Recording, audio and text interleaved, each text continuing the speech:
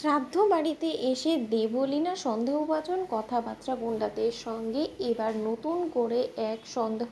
জন্ম দিল কুসুমের মনে। হ্যাঁ বন্ধুরা, ভিডিওটা দেখতে থাকুন। যে মুহূর্তে কিনা শ্রাদ্ধ বাড়িতে দেবলীনা এক পর্যায়ে মুচকি মুচকি হাসতে থাকে এবং দেবলীনা যখন কিনা ইন্দ্রাণী গাঙ্গুলির চোখের জল দেখে এক পর্যায়ে এই নিজের মনের শান্তি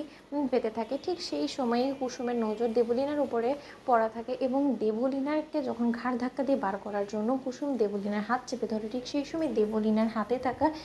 সেই গ্রিজে আর দাগ দেখা মাত্র কুসুমের সন্দেহ এবং কুসুম বলতে থাকে যে কী ব্যাপার, দেবলীনা ম্যাডামের হাতের কিছুটা অংশ এরকম পুড়ে গেছে কী করে এবং কিছু জায়গায় তার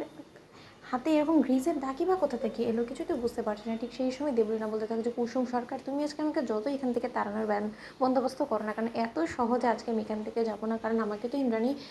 আন্টির পাশে দাঁড়াতে হবে এবং তাকে তো চোখে আঙুল দিয়ে বুঝিয়ে দিতে হবে যে আজকে যা কিছু আয়ুষের সঙ্গে হয়েছে সেই সমস্ত কিছুর জন্য তো তুমি দায়ী। তার কারণ আয়ুষের মঙ্গল কামনা করে যখন কিনা মূর্তি স্থাপনে এ বাড়িতে একটা পুজোর আয়োজন করা হয়েছিল, তখন তো পুজোতে বিঘ্ন ঘটিয়েছিলে তুমি এবং আজকে স্বয়ং তুমিই দায়ী আয়ুষের এই অবস্থার জন্য, সেটা তো তার মাথায় ঢুকিয়ে দিতে হবে, তাই না? ঠিক সেই সময় এক পর্যায়ে যখন কিনা হঠাৎ করে দেবলীনার ফোনে গুন্ডাদের ফোন আসে এবং সেখানে গুন্ডাদের ফোন চলে আসা মাত্র দেবলীনা রীতিমতো হড়বড়িয়ে যায় এবং তারপর মুহূর্তে দেবলীনা কর্নারে গিয়ে যখন তাদের সঙ্গে কথা বলতে লাগে এবং দেবলীনা বলতে লাগে যে কী হয়েছে বলো, এই সময় আমি বলেছিলাম না, বারণ করেছিলাম না যে আমাকে ফোন করে তোমরা ডিস্টার্ব করবে না, কারণ আমি আয়ুষের বাড়িতে এসেছি গাঙ্গুলি হাউসে এখানে শোক প্রকাশ করার জন্য, তাহলে তোমরা এখন আমাকে ফোন করছো কেন বলো তো? ঠিক সেই সময় অপর দিক থেকে গুন্ডারা যখন কিনা বলতে থাকে যে ম্যাডাম চরম একটা বিপদে পড়ে গিয়েছি, এই মালটা তো জ্ঞান ফিরে এসেছে এবং এই মালটা উত্তেজিত হয়ে এখান থেকে পালানোর চেষ্টা করছে এবং এই মালটাকে কোনো মতেই সামলানো যাচ্ছে না, একদমই বেসামাল হয়ে পড়েছে, এবার আমরা কী করবো সেটা জিজ্ঞেস করার জন্য সে আপনাকে ফোন করেছে। ঠিক সেই সময় দেবলীনা যখন বলতে থাকে যে ও যখন বড্ড বেশি বার বেড়ে গিয়েছে, ও কি মনে করেছে যে ওর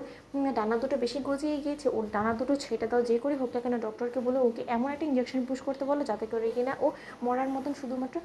পড়ে থাকবে, এছাড়া ওর কোনো রকম কোনো কিছু করতে পারবে না, ওর গোটা শরীর যাতে কোনো মতে সাপোর্ট না দেয় সেই ব্যবস্থা করো, কিন্তু কোনো মতেই একে হাতছাড়া করা যাবে না। ঠিক সেই সময় আড়ি পেতে দেবলীনার পেছনে গিয়ে যখন কিনা কুসুম এই সমস্ত দেবলীনা কথাবার্তা শুনে ফেলে, ঠিক সেই সময় কুসুম বলতে থাকে যে কার কথা বলছিল দেবলীনা ম্যাডাম, যে সেই যাতে কোনো মতেই আর সুস্থ হতে না পারে, তার গোটা শরীরটা একদম অকেজো করে দেওয়ার জন্য এবং কী যেন একটা ইঞ্জেকশন পুশ করার কথা বলে এই সমস্ত কিছু কিসের ইঙ্গিত দিচ্ছে? কেন আমার বারবার করে মনে হচ্ছে যে ছোটো সাহেবের এই অকাল মৃত্যুর পেছনে, এই অ্যাক্সিডেন্ট হওয়ার পেছনে সমস্তটা পূর্ব পরিকল্পিত এবং এই সমস্ত কিছুর ঘটনার পেছনে কোথাও না কোথাও দেবলীনা ম্যাডাম আছে এবং আমার সন্দেহটা যদি সত্য হয়ে থাকে তাহলে দেবলীনা ম্যাডামের হাতে ওই গ্রিজের দাগই বা এলো কোথা থেকে এবং কার সঙ্গে কথা বলছিল সেটা আমাকে জানতেই হবে। তার জন্য যত শীঘ্রই সম্ভব আমাকে দেবলীনা ম্যাডামের এই রহস্য উদ্ঘাটন করতে দেবলীনা ম্যাডামের উপরে নজর রাখতেই হবে 24 ঘন্টা। তো বন্ধুরা লাইক এবং শেয়ার করে সাবস্ক্রাইব করতে ভুলো না।